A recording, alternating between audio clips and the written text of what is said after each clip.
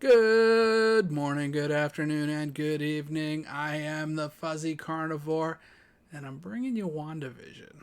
Now, I'm going to let you in on a little secret. This has been a tough nut for me to crack. I've recorded the video at least 2 times in the completeness of it, but I deleted it both times because I just didn't like the feel.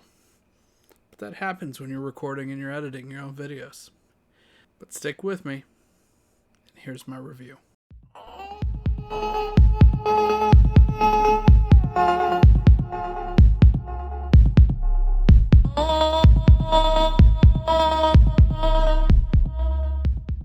Paul Bettany and Elizabeth Olsen reprise their roles as Vision and Wanda Maximoff. But we see them in a really peculiar way.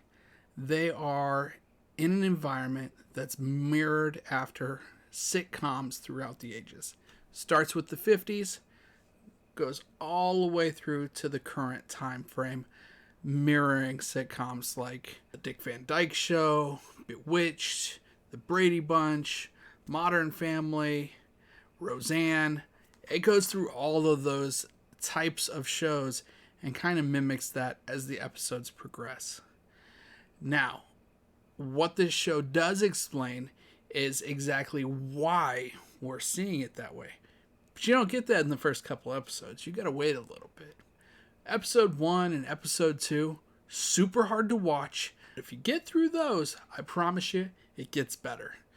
Episode 4 kind of wraps up the previous 3 into a nice little bow, but we still don't fully know what's going on. We don't really understand who the villain is until the last 3 episodes, and then it comes full force, and it's crazy. There are a couple really neat plot points that you see. I'm really not going to go into them because I want to keep this pretty much spoiler free, but you got to watch it to see it. There is a character that comes into the show from the X-Men universe, which is not a part of the MCU. And he plays a character, the same character in both those universes. Who is it? I don't know. Watch. Once the show hits its stride, though, it's fantastic. Can't give enough praise to it. But you really, really do have to get past at least the first 2 episodes. Those are going to be the ones that stick everybody up. And I've had to convince people to get past those. But all in all, I'm giving the season 4 beards. It's really good. Gives a great deal of story. Gives you who the villain is. And it's not one that you really would have saw coming. At least I, most of the way, didn't. I kind of had an idea.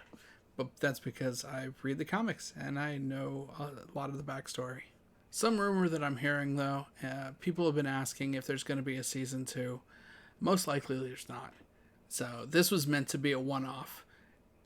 We're going to follow more of Wanda Maximoff, the Scarlet Witch's story is going to be in the next Doctor Strange movie that's set to come out next year, I believe. If you finish the show, drop in the comments. Let me know what you thought. I really suggest you get past the first 2 episodes. Tap that like button. Hit the subscribe. Ring the notification bell if you want to see more. But until then, stay classy.